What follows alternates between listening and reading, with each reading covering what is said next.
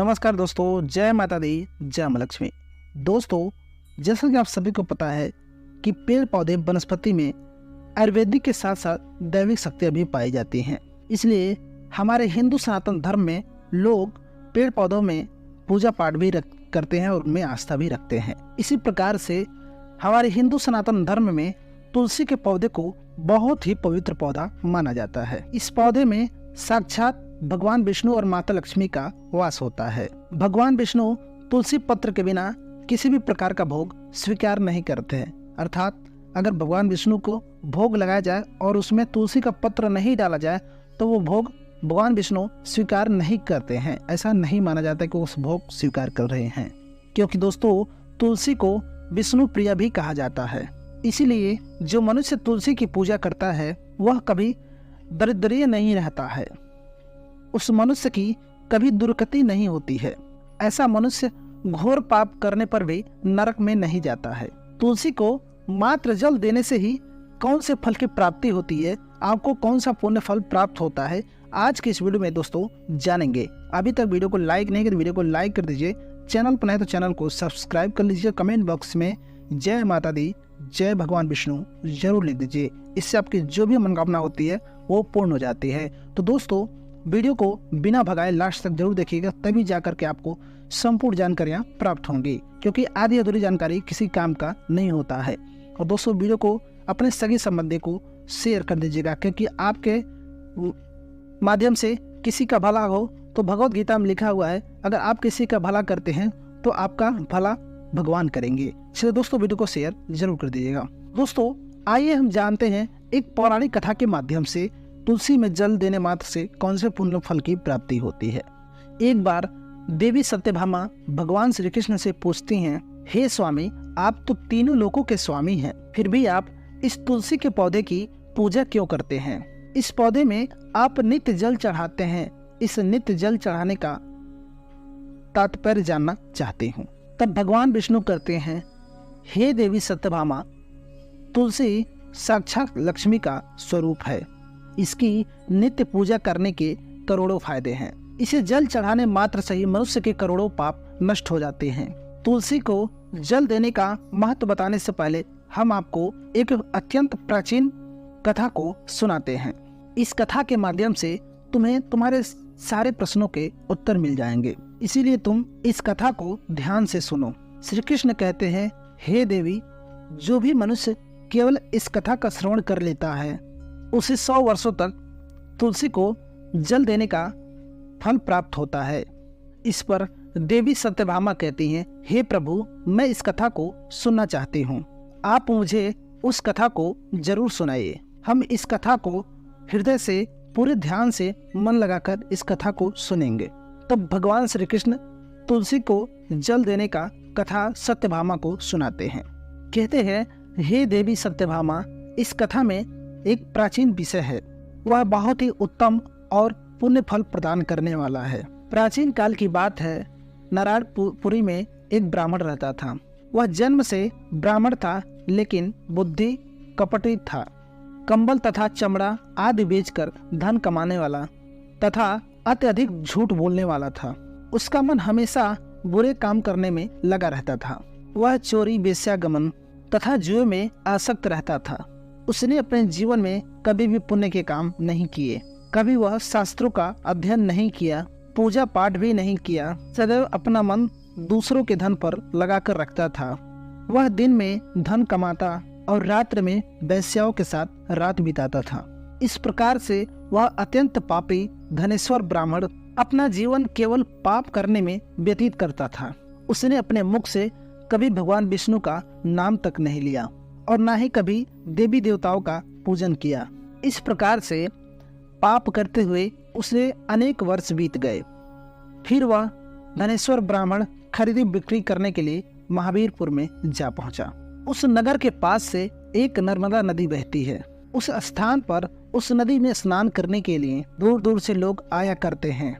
फिर वह ब्राह्मण उसी नदी के किनारे के एक आश्रम में ठहरता है। उस आश्रम में विद्वान ब्राह्मण पुराणों का पठन तथा भगवान विष्णु की स्तुति में मगन रहते थे। वह पाखंडी धनेश भी धूम करता हुआ वहीं पर उनके साथ रुक गया।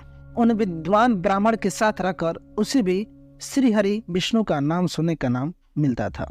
उस स्थान पर 1 महीने तक रहा। फिर वहां पर आए लोगों ने ब्राह्मण को भोजन कराते थे, तो उस पापी ब्राह्मण ने भी उन ब्राह्मण के साथ बैठकर भोजन किया और भगवान का प्रसाद ग्रहण किया। वहीं पर उस आश्रम में एक तुलसी का पौधा था।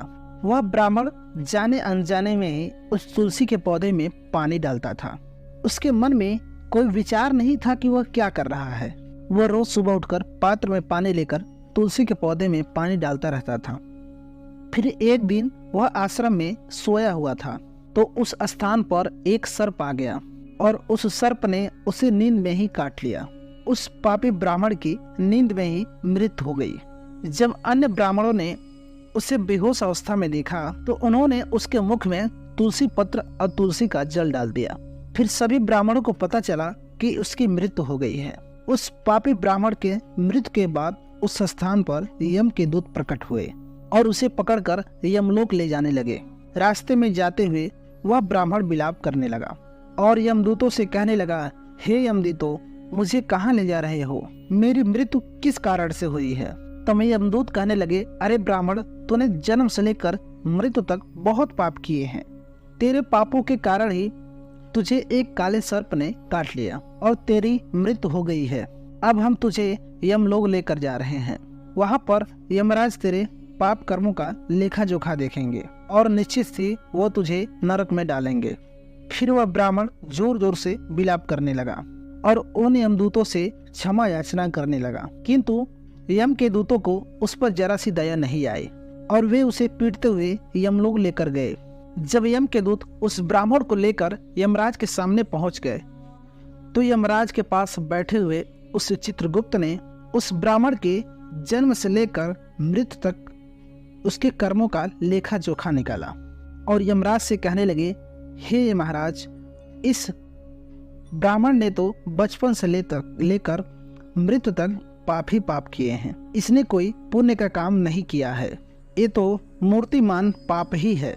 इसे कल्प भर के लिए नरक में डाल दिया जाए।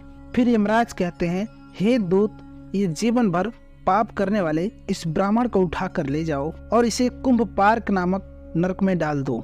यमराज के आज्ञा का पालन करते हुए वह यम के दूत हंसते हुए उस पापी ब्राह्मण को लेकर चले गए और उसे मूठ घरों से पीटने लगे, जिससे उस ब्राह्मण का मस्तक टूट गया और वे उसे कुंभ पार्क नामक पार्क में नरक में ले गए। उस भयंकर नरक में खौलते हुए तेल के बड़े बड़े घड़े थे, जिसके नीचे भयंकर अग्नि धधक रही थी।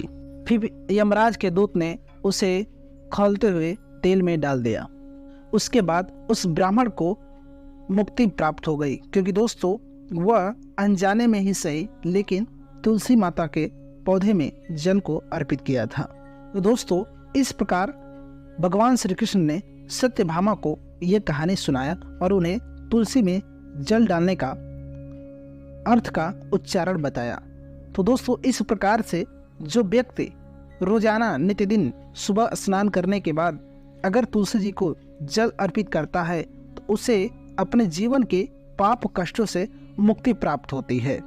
यानी कि वो मनुष्य जो कोई भी पाप किया होता है, अगर वो नित्यदिन तुलसी में जल को अर्पित करता है तो उसे उस पाप के कष्टों से मुक्ति मिल जाती है। यानी कि उसे नरक न जाना पड़े, यानी वो नरक न जाने से मुक्ति प्राप्त कर सकता है। इसलिए दोस्तों कहा गया है कि तुलसी माता में साक्षात लक्ष्मी का भी वास होता है, क्योंकि तुलसी माता को विष्णु प्रिया कहा गया है, इसलिए वो साक्षात लक्ष्मी का स्वरूप है। तो दोस्तों अगर आप नित्यदिन तुलसी के नीचे शाम को दीपक जलाते हैं और सुबह तुलसी माता को जल अर्पित करते हैं तो आपको सुख समृद्धि ऐश्वर्य की प्राप्ति होती है। आपको कभी भी जीवन में धन दान की कमी नहीं होती है।